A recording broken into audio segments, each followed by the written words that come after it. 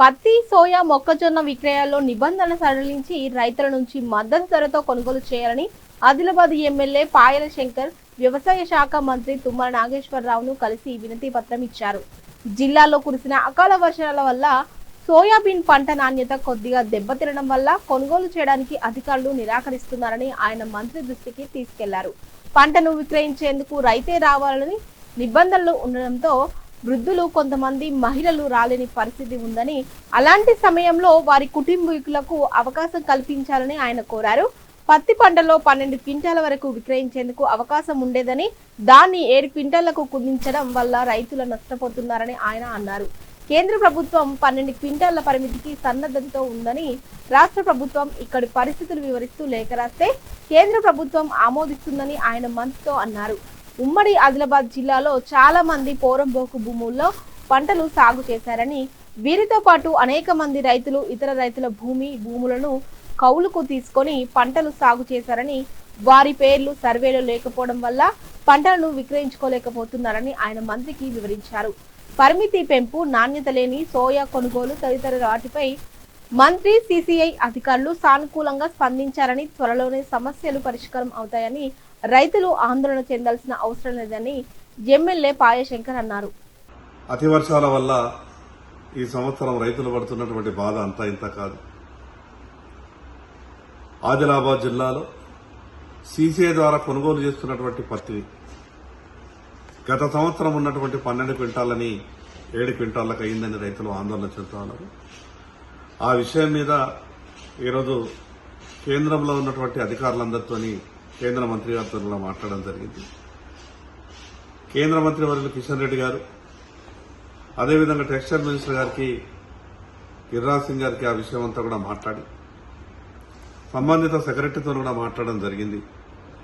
రైతుల దగ్గర పండించినటువంటి పంటను 12 క్వింటాల్లో కనీసం సీసీఐ కొనుగోలు చేయాలని దానికి కేంద్ర ప్రభుత్వం ఒప్పుకున్నది. రాష్ట్ర ప్రభుత్వం నుంచి ప్రతిపాదనలు వెంటనే పంపాలని కేంద్ర ప్రభుత్వం కోరింది.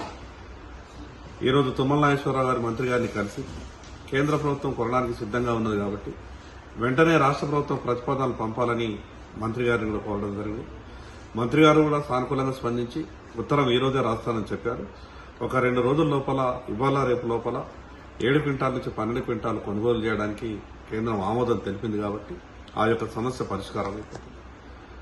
మరి అదేవిధంగా యజమాని వచ్చి తమ్ పెట్టాలన్నటువంటి, వేలిముద్ర వేయాలన్నటువంటి ఆ యొక్క నియమ నిబంధనలు కూడా మార్చాలని కోరగా దానికి కూడా కేంద్ర ప్రభుత్వం ఉత్తరం రాయమని చెప్పింది రాష్ట్రాన్ని. ఆ విషయంలో కూడా మంత్రి గారు ఉత్తరం రాస్తానని చెప్పారు. ఆ విషయం ఒక 2 నుంచి 3 రోజుల లోపల పరిష్కారం అవుతుందని ఆశిస్తాను. ప్రత్యేకంగా సోయాబీన్ కొనుగోలు ఇప్పటికే మార్కెట్ ద్వారా, నాఫెడ్ ద్వారా కొనుగోలు చేస్తున్నటువంటి యొక్క సోయాబీన్ రంగు మారిన తడిసినటువంటి ఆ యొక్క సోయాబీన్ సిడబ్ల్యూసీ గోడౌన్లలో లారీలు ఖాళీ అయితే లేవని, రంగు మారిన సోయాబీన్ కొనుగోలు చేస్తలేరని రైతులు ఆందోళన చెందుతున్నటువంటి సమయంలో రంగు మారిన, అదేవిధంగా తడిసిన సోయాబీన్ కూడా కొనుగోలు చేయాలని వారికి విజ్ఞప్తి చేసినాం. దాని మీద కూడా రాష్ట్ర ప్రభుత్వం నుంచి ఉత్తరం వెంటనే రాయమని చెప్పారు. మిగతా విషయం కూడా గౌరవ మంత్రి తుమ్మల నాగేశ్వరరావు గారికి కోరడం జరిగింది. కేవలం ఒక 5 నుంచి 10% తడిసినటువంటి రంగు మారిన తడిసిన సోయాబీన్ ఉంది. దాన్ని వెంటనే రాష్ట్ర ప్రభుత్వం ప్రత్యేకమైనటువంటి గోడౌన్లు తీసుకొని ఆ యొక్క తడిసిన రంగు మారిన సోయాబీన్ కొనుగోలు చేయాలని గౌరవ మంత్రి తుమ్మల నాగేశ్వరరావు గారు కూడా కోరడం జరిగింది. ఈ సందర్భంగా రైతులందరికీ విజ్ఞప్తి చేస్తా ఉన్నాను. మీ సమస్య పరిష్కారం కొరకు నా వంతు ప్రయత్నం పూర్తిగా చేస్తా ఉన్నాను. నాకు నమ్మకం, విశ్వాసం ఉంది. ఈ 3 ఈ సమస్యల కూడా పరిష్కారం అయితాయని. మరి అదేవిధంగా పట్టాలు లేని వారు, పోడు భూములలో వ్యవసాయం చేస్తున్నటువంటి వాళ్ళు, అదేవిధంగా మిగతా కొన్ని భూములలో వ్యవసాయం చేస్తున్న వాళ్ళు పట్టాలు లేని కారణంగా తెలుగుదేశం పార్టీ నాయకులు, కార్యకర్తలు నిరంతరం యాక్టివ్ గా ఉంటే టీడీపీకి తిరిగే లేదని రాష్ట్ర పురపాలక పట్టణాభివృద్ధి శాఖ మంత్రివర్యులు శ్రీ డాక్టర్ పొంగూరు నారాయణ తెలిపారు. ఈ సందర్భంగా నెల్లూరులోని మంత్రి క్యాంపు కార్యాలయంలో టీడీపీ కార్యకర్తలు, నాయకులతో మంత్రి నారాయణ సమీక్షా సమావేశం నిర్వహించారు. కార్యకర్తలకు దిశానిర్దేశం చేశారు. ప్రజలకు నిరంతరం అందుబాటులో ఉండి వారి సమస్యలను పరిష్కరించాలని మంత్రి సూచించారు. ఈ కార్యక్రమంలో మాజీ మున్సిపల్ చైర్పర్సన్ తాళ్లపాక అనురాధ, మాజీ జెడ్పీటీసీ విజేతరెడ్డి, డిప్యూటీ మేయర్ రూప్ కుమార్ యాదవ్, టీడీపీ ముఖ్య నేతలు, నాయకులు తదితరులు పాల్గొన్నారు.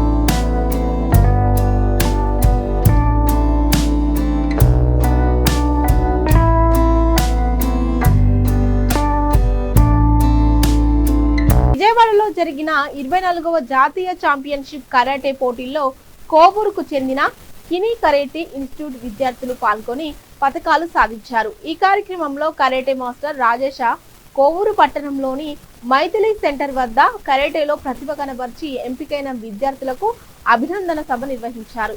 ఈ కార్యక్రమంలో MPDO Srihari, CI Sudhakar Reddy, MPO Chenchu Lakshmi పాల్గొన్నారు. ఈ సందర్భంగా ఎంపీడీఓ శ్రీహరి మాట్లాడుతూ ఫిజికల్ గా విద్యార్థులు ఉంటే విద్యలో కూడా బాగా రాణించగలరని, అమ్మాయిలు అబ్బాయిలకు కరాటే అనేది ఎంతో అవసరమని, సెల్ఫ్ డిఫెన్స్ కు ఉపయోగపడుతుందని తెలిపారు.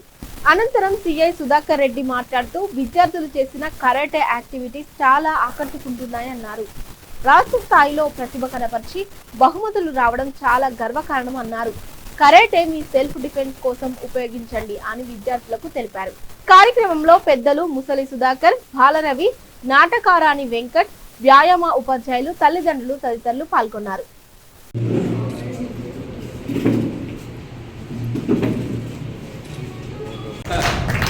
మీ టీంలో నుంచి ఒక 12 మెంబర్స్ స్టేట్ లెవెల్ కాంపిటీషన్స్లో 12 మందికి ప్రైజ్ రావడం చాలా గర్వించదగ్గ విషయం.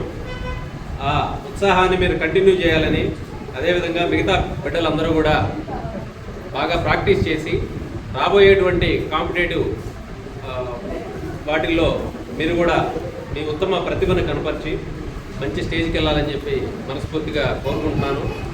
ఆ విధంగా నా వైపు నుంచి కూడా మిమ్మల్ని అందరినీ ఆశీర్వదించమని భగవంతుడు వేడుకుంటా ఉన్నాను.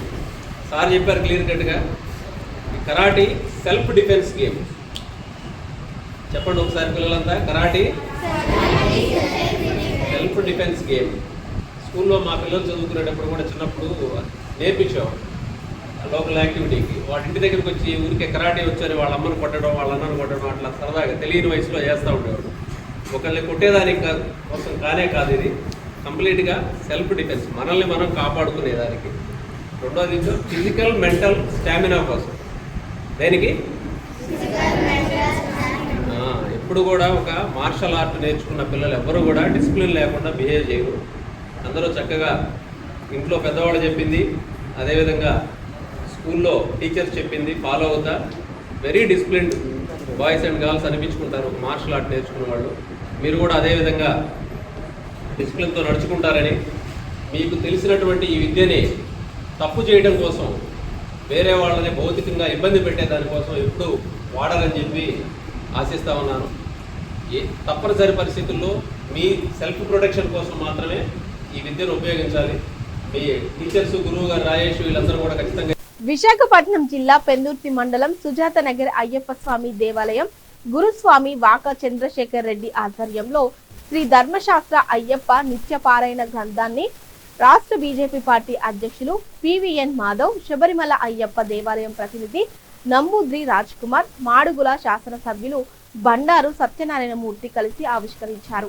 ఈ సందర్భంగా వాకా చంద్రశేఖర్ రెడ్డి గురుస్వామి మాట్లాడుతూ అయ్యప్ప స్వామి చరిత్రను తెలిపే విధంగా ఈ గ్రంథాన్ని రచించడం జరిగింది.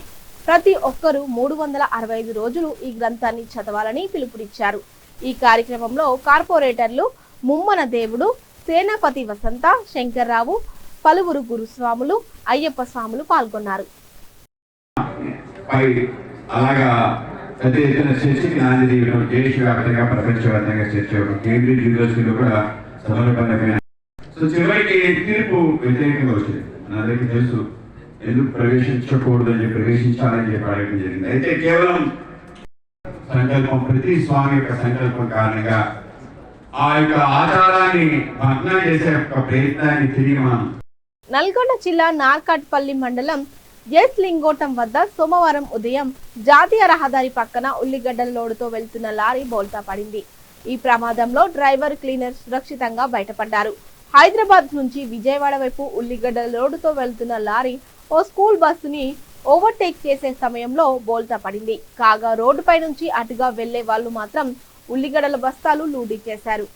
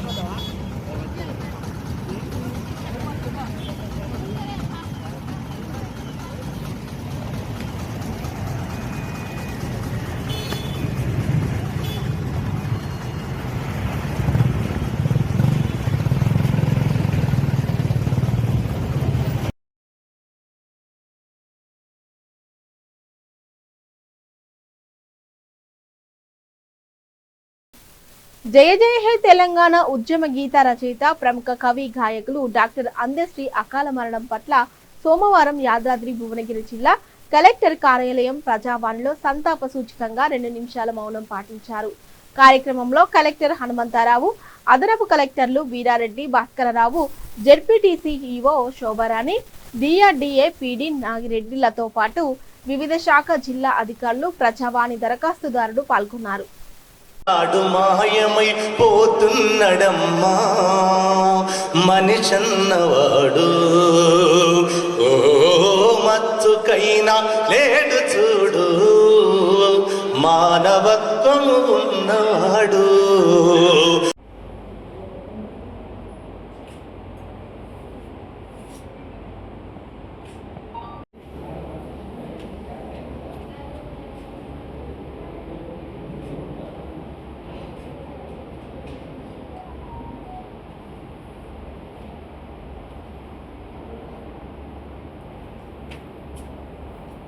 మేడిపల్లిలో సిటీ ట్రైనింగ్ సెంటర్ కు శంకుస్థాపన చేసిన డీజీపీ, మేడిపల్లిలో నిర్మాణంలో ఉన్న కొత్త పోలీస్ కమిషనరేట్ ప్రాంగణంలో సిటీ ట్రైనింగ్ సెంటర్ కు డీజీపీ శివధర్ రెడ్డి, సిపి సుధీర్ బాబుతో కలిసి భూమి పూజ చేశారు.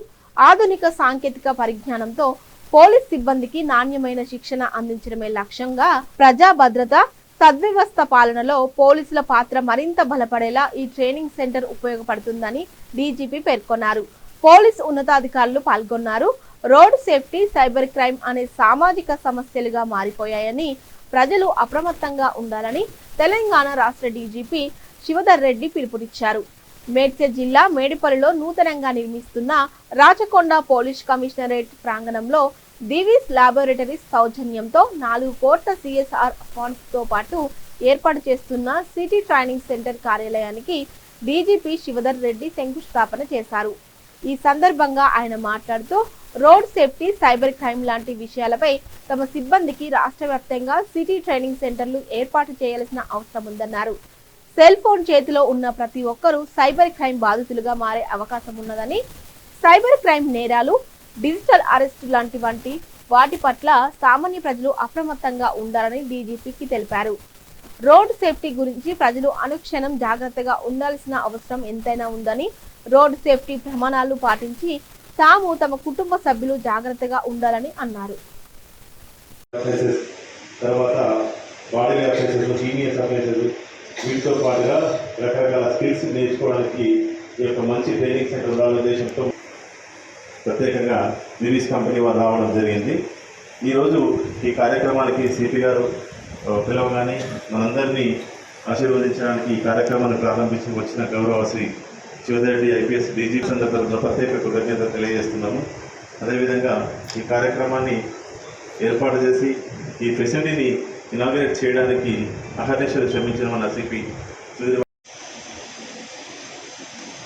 Now I request our respected CP sir to present a memento to respected DG sir.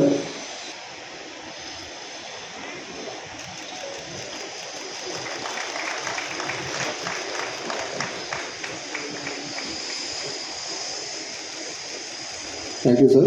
Srinivasulu, DCP Traffic to welcome respected CP sir with a bouquet. I request Ramana Reddy to present a bouquet to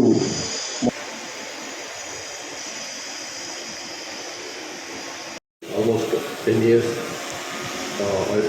దాటిపోయింది. ఇంకా ఇక్కడ పూర్తి స్థాయి commissionerate building లేకపోవటం అనేది ఒక చిన్నపాటి లోపంగా కనిపిస్తున్నది. దానికి తోడుగా సిటీసీ సిటీ ట్రైనింగ్ సెంటర్ కూడా లేకపోవడం కూడా, అంటే క్లాసులు అవుతున్నాయో కానీ క్లాసులు అవుతుండొచ్చు కానీ ఒక పూర్తి స్థాయి బిల్డింగ్ లేకపోవడం అనేది ఒక లోపంగా ఉంది. అది ఈరోజు ఫౌండేషన్ స్టోన్ వేయడం వల్ల ఆ లోపం కూడా తీరిపోద్ది అనుకుంటున్నాను. దానికి మరీ ముఖ్యంగా దివీస్ లెబొరేటరీస్ నుంచి పెద్ద ఎత్తున 4 కోట్ల రూపాయలు ముందుకొచ్చి ఈ ఫెసిలిటీ నిర్మాణానికి అని చెప్పి సిఆర్ కార్పొరేట్ సోషల్ రెస్పాన్సిబిలిటీ కింద అందజేసినటువంటి మురళీకృష్ణ ప్రసాద్ చైర్మన్ గారికి, దివీస్ అట్లాగే మధుబాబు గారికి నా యొక్క పోలీస్ డిపార్ట్మెంట్ తరఫున నా వ్యక్తిగతంగా కూడా మనపూర్వకమైనటువంటి ధన్యవాదాలు. ఇది వారు నా పాత పరిచయమే అనుకున్నప్పటి నుంచి కూడా వారి సోషల్ రెస్పాన్సిబిలిటీ, అది సిఎస్ఆర్ ఉన్నా లేకున్నా కానీ వారి సోషల్ రెస్పాన్సిబిలిటీ సోషల్ కాజెస్లో ముందుంటారు డెవలప్ చేయడానికి అని చెప్పి. ఇప్పుడు కూడా వారు ఓపెన్ ఆఫర్ ఇచ్చిండ్రు. నేను ఇప్పుడు మామూలుగా యంగ్ ఇండియా పోలీస్ స్కూల్లో మాకు స్కూలు నేను సీఎం గారి తెలంగాణ గౌరవ సీఎం గారి చాలా మనసుకు చాలా ఇష్టమైనటువంటి ఒక ఫెసిలిటీ ఏర్పాటు చేయాలని చెప్పి పోలీస్ పిల్లల కోసం అని చెప్పి అని వారు స్టార్ట్ చేయించారు. అది ఆల్రెడీ సెకండ్ ఇయర్లో ఉంది. అది చాలా బాగా నడుస్తుంది అన్నప్పుడు వారు తనంత తాను నేను తప్పకుండా దానికి సహాయం చేస్తాను, చేస్తారు ఉన్నా లేకుండా దానికి సహాయం చేస్తానని చెప్పి వారు ముందుకు వచ్చారు. వారికి మరొకసారి నా ధన్యవాదాలు. ఈ ఇంతకుముందే చాలా వివరంగా సుధీర్ బాబు గారు చెప్పింది ఇక్కడ ఈ సిటీసీలో ఏం చేయొచ్చున్నది రకరకాలుగా. స్వతంత్ర సమరయోధుడు, ఎంపీగా ఎమ్మెల్యేగా సేవలందించిన పోరాట యోధుడు బొమ్మగాని ధర్మభిక్షం 1957లో ఏర్పాటు చేసిన గీతా పనివారాల సంఘం 68 సంవత్సరాలు పూర్తి చేసుకున్న వారోత్సవాల సందర్భంగా కార్యక్రమం చేపడుతున్నట్లు తెలిపారు. 14 డిమాండ్లతో కూడిన వినతి పత్రాన్ని కలెక్టర్ కు అందజేసినట్లు తెలిపారు. ఈ సందర్భంగా ఆయన మాట్లాడుతూ నవంబర్ 22న హైదరాబాద్ ప్రెస్ క్లబ్ లో తలపెట్టిన కార్యక్రమానికి గ్రామీణ, మండల, పట్టణ, జిల్లా ప్రాంతాల నుంచి అధిక సంఖ్యలో గీతా పనివారు హాజరు కావాలని పిలుపునిచ్చారు. ఇటీవల రాష్ట్రంలో ప్రొవిషనరీ ఎక్స్చేంజ్ శాఖ ద్వారా వచ్చిన ఆదాయంలో కొంతమేర కేటాయించిన ఎక్స్గ్రేషియా గీతా పనివాళ్లకు అందుతుందని సంబంధిత శాఖ మంత్రి కమిషనర్ కు వినతి పత్రం సమర్పించినట్లు ఈ సందర్భంగా తెలిపారు. రాష్ట్ర నాయకులు బొలగాని సత్యనారాయణ మాట్లాడుతూ రాష్ట్ర రాజధాని హైదరాబాద్ ట్యాంకు బండ్పై బొమ్మగాని ధర్మభిక్షం కాంస్య విగ్రహాన్ని నెలకొల్పాలని డిమాండ్ చేశారు. గీతా కార్పొరేషన్ చైర్మన్ ను ప్రత్యక్ష విధానంలో ఎన్నుకోవాలని సూచించారు. ధర్నా కార్యక్రమంలో రాష్ట్ర సహాయ కార్యదర్శి బొలగాని సత్యనారాయణ, రాష్ట్ర ఉపాధ్యక్షులు గోదా శ్రీరాములు, జిల్లా అధ్యక్షులు చాపాల అంజయ్య, ప్రధాన కార్యదర్శి పబ్బా యాదయ్య, జిల్లా ఉపాధ్యక్షులు కల్లెం కృష్ణ, ఏఐటిసి జిల్లా ప్రధాన కార్యదర్శి ఎండి ఇమ్రాన్, బీసీ హక్కుల సాధన సమితి జిల్లా కార్యదర్శి ఏషాల అశోక్ తదితరులు పాల్గొన్నారు. ఉన్నటువంటి ఎక్సైజ్ అధికారులకు సూపరింటెండెంట్లకు మన సమస్యలు తక్షణమే పరిష్కారం చేయాలని మనము అంచెలంచెలుగా రాష్ట్ర సంఘం పక్షాన్ని ఇచ్చాం. జిల్లాలో ఆయా మండలాల కేంద్రాల్లో, తహసీల్ కార్యాలయాల్లో, మరి అదేవిధంగా ఈరోజు కలెక్టర్ కార్యాలయం ముందు దాని నిరసన ధర్నా తెలియజేసి మన హక్కుల. తెలంగాణ రాష్ట్ర గీతా పనివార్ల సంఘం రాష్ట్ర ప్రధాన కార్యదర్శిని ఈరోజు మన యాదాద్రి భువనగిరి జిల్లా కలెక్టర్ గారికి గీతా కార్మికులు ఎదుర్కొంటున్నటువంటి సమస్యలపైన మెమోరాండం ఇచ్చాం. మొన్ననే ఎక్సైజ్ కమిషనర్ గారికి, మా ఎక్సైజ్ మంత్రి గారికి కూడా సమస్యల మీద మెమోరాండం ఇవ్వడం జరిగింది. అన్ని జిల్లాలలో మరి సమస్యలపైన, ఆయా గ్రామాల్లో, ఆయా సొసైటీలు ఎదుర్కొంటున్న సమస్యలపైన మరి ప్రధానంగా 13 కోట్ల బకాయి ఏదైతే ఎక్స్గ్రేషియా బకాయి ఉందో తక్షణమే విడుదల చేయాలని సంఘం పక్షాన డిమాండ్ చేస్తూ ఉన్నాం. మొన్ననే వైన్స్ల పేరు మీద కోట్లాది రూపాయలు రావడం జరిగింది. అందులో నుంచి 13 కోట్ల రూపాయలు పెద్ద సమస్య కాదు రేవంత్ రెడ్డి గారికి. దయచేసి రేవంత్ రెడ్డి గారు గీతా కార్మికులకు సంబంధించి సమస్యలు పెండింగ్లో ఉండకూడదు. తక్షణమే ఆ వైన్స్లో వచ్చినటువంటి 60 కోట్ల 70 కోట్ల రూపాయలు రావడం జరిగింది. అందులో నుంచి వెంటనే ఆ ఎక్స్గ్రేషియా రిలీజ్ చేయాలని తెలంగాణ రాష్ట్ర గీతా పనివార్ల సంఘం తరఫున డిమాండ్ చేస్తున్నాం. అదేవిధంగా జీవో 560 ప్రకారం ప్రతి సొసైటీకి 10 ఎకరాల భూమి ఇవ్వాలని, మరి పెన్షన్ 2000 నుంచి 5000 వరకు పెంచాలని, అదేవిధంగా ఇప్పుడు భర్త చనిపోతే భార్యకు తక్షణమే పెన్షన్ ఇవ్వాలని, అదేవిధంగా ప్రతి సొసైటీలో సహకార సంఘాల్లో ఐడెంటిటీ కార్డులు ఇవ్వాలని, ఇవన్నీ అనేక డిమాండ్లతో కూడిన 14 డిమాండ్లతో ఈరోజు వినతి పత్రం ఇవ్వడం జరిగింది. ఇవి రేవంత్ రెడ్డి గారు ప్రభుత్వం వచ్చి 2 సంవత్సరాలు అవుతుంది. తక్షణమే పరిష్కారం చేసే దిశగా వారు పూనుకోవాలని, మరి మేము అలయన్స్ అనే కాకుండా మరి గతంలో ప్రభుత్వాలు చూసాం, ఎన్నో ప్రభుత్వాలు చూసాం. గీతా కార్మికులకు సంబంధించి ఏ ప్రభుత్వాలు వచ్చినా మరి ఈ లిక్కర్ ఏది మన లిక్కర్ సారా లేదు, కనిపించకుండా అయిపోయింది. ఈ బ్రాండీ విస్కీల మీద ప్రాధాన్యత ఇస్తూ ఉన్నారు. తక్షణమే ఈ కళ్ళు గీతాకు సంబంధించి నీరా కేఫ్ను ఏర్పాటు చేయాలి. ఆయా సొసైటీలకు ఆ నీరా కేఫ్లో నీరా ద్వారా మరి ఉపాధి కల్పించే దిశగా ఇప్పుడున్న ప్రభుత్వం కృషి చేయాలని తెలంగాణ రాష్ట్ర గీతా పనివాళ్ళ సంఘం మరి డిమాండ్ చేస్తూ ఉన్నది.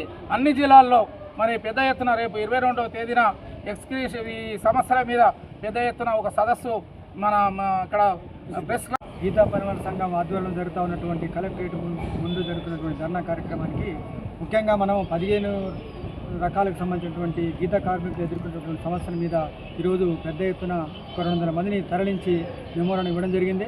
ముఖ్యంగా మన గీతా కార్మికులు ప్రమాదవశాత్తు పడి చనిపోయి ఇప్పటికీ గత 15 సంవత్సరాలు అవుతున్నా కూడా 13 కోట్ల రూపాయల బకాయి ఈనాడు ఎక్స్గ్రేషియా రాష్ట్ర ప్రభుత్వం పెండింగ్లో ఉంది. వెంటనే 13 కోట్ల ఎక్స్గ్రేషియాను మంజూరు చేయాలని కోరుతా ఉన్నాం. ముఖ్యంగా ఈనాడు గీతా కార్మికులు గ్రామ స్థాయిలో ప్రమాదవశాత్తు మరణిస్తున్నటువంటి పరిస్థితుల కుటుంబాలకు ఆ యొక్క పెన్షన్ను ఒక ఏజ్ పెన్షన్ కాక వయస్సు పైబడినటువంటి పెన్షన్గా గుర్తిస్తూ ఉన్నారు. అది కాకుండా గీతా కార్మికులకు వృత్తిరీత్యా వృత్తి పెన్షన్గా 5,000 రూపాయలు పెంచి ఇవ్వాలని మేము ప్రత్యేకంగా గీతా పనివాళ్ళ సంఘాన్ని డిమాండ్ చేస్తూ ఉన్నాం. దాదాపుగా ఈనాడు గీతా కార్మికుల కార్పొరేషన్ను వెనుకంజ ద్వారా ఎన్నుకోవడం జరుగుతూ ఉంది, నామినేట్ పద్ధతి ద్వారా ఎన్నుకోవడం జరుగుతూ ఉంది. కాబట్టి గీతా కార్మికుల కార్పొరేషన్ను గీతా కార్మికుల చైర్మన్ ద్వారానే నేరుగా ప్రత్యక్ష ఎన్నికల ద్వారా ఎన్నుకొని ఆ యొక్క కార్పొరేషన్కు 5,000 కోట్లు కేటాయించాలని ముఖ్యంగా గీతా పనివాళ్ళ ఆధ్వర్యంలో డిమాండ్ చేస్తూ ఉన్నాం. గీతా కార్మికుల సంబంధించినటువంటి సొసైటీలకు, సహకార సంఘాలకు ఆర్థిక బ్యాంకుల ద్వారా లోన్ సౌకర్యం కూడా కావాలని కూడా మేము గీతా పనివాళ్ళ సంఘం ఆధ్వర్యంలో డిమాండ్ చేస్తూ ఉన్నాం. ఆనాడు వన పెంపకానికి, వృత్తి రక్షణ కొరకై వనాలు పెంచుకోవడానికి గీతా కార్మికులకు 567 జీవో ప్రకారం 5 ఎకరాలు ఉంటే 5 ఎకరాల నుండి 10 ఎకరాలు రావాలని కూడా మేము ప్రభుత్వాన్ని డిమాండ్ చేస్తూ ఉన్నాం. ఈ సమస్యల మీద ఈనాడు 15 రకాలకు సంబంధించిన సమస్యల మీద డిమాండ్ చేసి ఈరోజు మెమోరాండం సమర్పించడం జరిగింది. వచ్చే భవిష్యత్తులో కూడా గీతా కార్మికులకు ఈనాడు కాంగ్రెస్ ప్రభుత్వము అలయన్స్లో ఉన్న ఈనాడు గీతా కార్మికులకు సంబంధించినటువంటి ఈ సొసైటీని స్థాపించినటువంటి కీర్తిశేషులు బొమ్మగారు ధర్మవృక్షం గారి నాయకత్వంలో అనేక పోరాటాలు చేసి ఈ యొక్క గీతా కార్మికుల సమస్యల మీద ఎప్పటికప్పుడు పోరాటాలు, ఉద్యమాల ద్వారా ముందుకు పోవడానికి ప్రయత్నం చేస్తూ ఎక్స్గ్రేషియాను తక్షణమే విడుదల చేయాలని ప్రభుత్వానికి డిమాండ్ చేస్తూ పోలీసుల నుంచి గౌరవ వందనం స్వీకరించిన అనంతరం రాచకొండ కమిషనర్ పోలీస్ స్టేషన్ పరిధిలోని సరూర్ నగర్ లో ఏర్పాటు చేసిన భరోసా సెంటర్ కమాండో కంట్రోల్ సెంటర్ ను రాచకొండ సిపి సుధీర్ బాబుతో కలిసి తెలంగాణ డీజీపీ శశిధర్ రెడ్డి ప్రారంభించారు. డీజీపీ మాట్లాడుతూ తెలంగాణ రాష్ట్రంలో 33 సెంటర్లలో భరోసా కేంద్రాలు ఉన్నాయని తెలంగాణ డీజీపీ తెలిపారు. తెలంగాణ రాష్ట్రంలో 2016లో భరోసా కేంద్రాలు ప్రారంభమయ్యాయని అన్నారు. మహిళల భద్రత, పిల్లల రక్షణ, గృహహింస వంటి అంశాల్లో తక్షణ స్పందన, సహాయం అందించడం భరోసా సెంటర్ ప్రధాన లక్ష్యమని తెలిపారు. ఆధునిక సాంకేతిక పరిజ్ఞానంతో నేరాలను నియంత్రించడంలో, అత్యవసర పరిస్థితుల్లో సమన్వయం సాధించడంలో కమాండ్ కంట్రోల్ సెంటర్ కీలక పాత్ర పోషిస్తుందని చెప్పారు. రాచకొండ కమిషనరేట్ పరిధిలోని అన్ని పోలీస్ స్టేషన్ కెమెరాలు ఈ సెంటర్ తో అనుసంధానమవుతున్నాయని, మహిళలు, బాలికల భద్రత కోసం ప్రత్యేక మానిటరింగ్ సిస్టమ్ ఏర్పాటు చేసినట్లు వెల్లడించారు. ఈ కార్యక్రమంలో రాచకొండ పోలీస్ కమిషనర్ సుధీర్ బాబు, ఉన్నతాధికారులు, మహిళా సిబ్బంది పాల్గొన్నారు.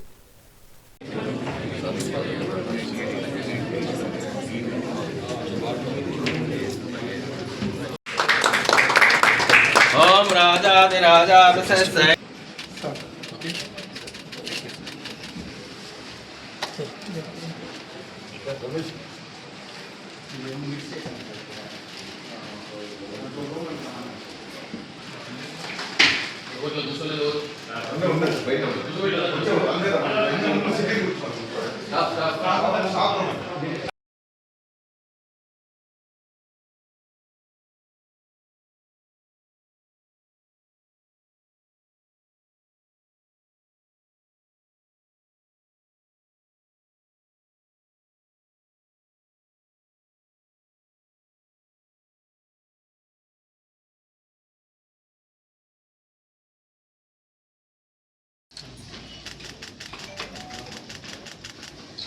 Thank you, all the best.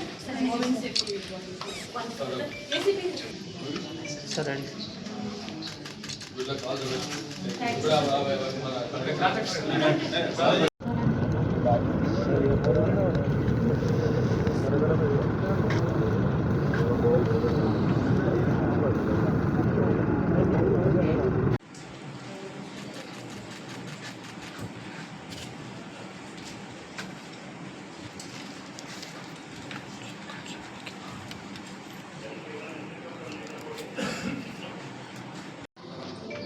సరే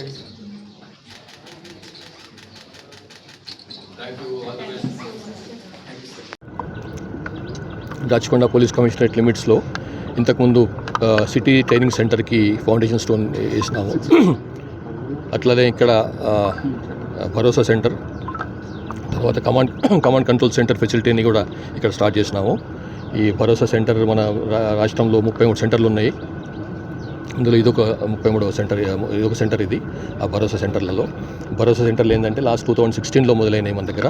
ఇవి చైల్డ్ సంబంధించిన అబ్యూస్ కానీ, విమెన్ అబ్యూస్ కానీ, లేకపోతే పోక్సో కేసులకు సంబంధించి కానీ, అట్లాగే రేప్స్ కానీ, ఇట్లాంటి నేరాలైనప్పుడు నేరానికి గురైన వాళ్ళు విక్టిమ్స్ గట్టి ధైర్యంగా వచ్చి చెప్పలేని పరిస్థితి ఉంటుంది. పోలీస్ స్టేషన్లో వచ్చి వాళ్ళకు కొంత మనసు విప్పి మాట్లాడలేని పరిస్థితి ఉంటుంది పోలీస్ స్టేషన్లలో.